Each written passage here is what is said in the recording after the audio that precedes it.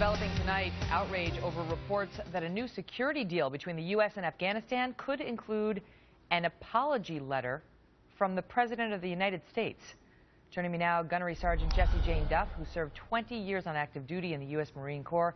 Jessie, good to see you again. And so now Jay Carney was asked about this. He did not shoot it down, but only talked about how they don't comment on presidential correspondence, but we always express regret when civilians are killed.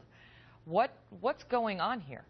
Of course they don't want to express that they're apologizing again and giving an impression of weakness in the Middle East. This is appalling. We have troops that have died on their ground and shed blood in their sand, and taxpayers have spent billions of dollars to sustain their freedom. If there were apologies that needed to be made, they should have been made long before this security agreement was on the table. What does it do? I mean, if the president issues a letter of apology, and let's say it's limited to, we're sorry that there were civilian casualties in the theater of war, what are the results of that? You know, if he makes an apology to guarantee further involvement with this country, I think we're missing the mark. What is this? We were fighting al-Qaeda existence in their country. We've had close to 2,300 Americans die on their soil at the expense of $360 billion.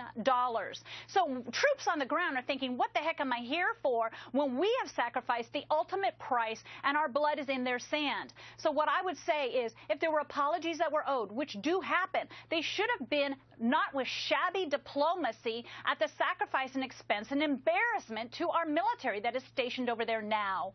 I mean, where is our apology for what's being done to our troops by sometimes civilian warriors, for the harboring of Osama bin Laden, for all of the damage that Afghanistan essentially caused the United States but in the years prior to the 9/11 launch? I mean, I don't understand why we are now in the position of apologizing, but is this how it's done in the theater of war, Jessie, to bring things, I don't know, to a resolution? This doesn't get it done, but this is apparently going to allow us to authorize U.S. raids on Afghan homes in certain circumstances. Well, if they're trying to negotiate some type of security agreement, such as a SOFA agreement, status of forces agreement, which will protect the military in case there are any crimes committed and they are not put under the judicial system of the Afghan government, I can understand that there has to be negotiation. But we should have had excellent diplomacy before now. We shouldn't be in the position now where we are humbling and groveling ourselves once again. This is demoralizing for the military to see their commander-in-chief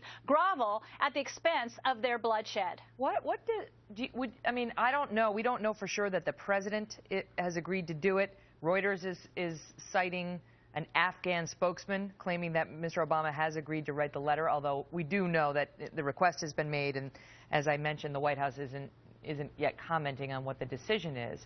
But does this need to come from the president? As you point out, the commander-in-chief writing an apology has a much greater effect than, you know, it coming from some diplomat, say Secretary Kerry or somebody else.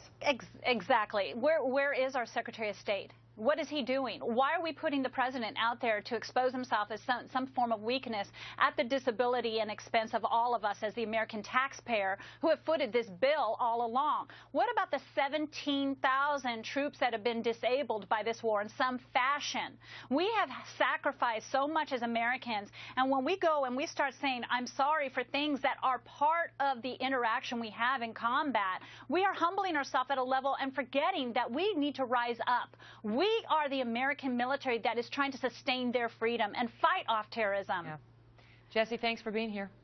Thank you very much, Megyn. Well, coming up, former President George W. Bush takes on late night. Stick around for this.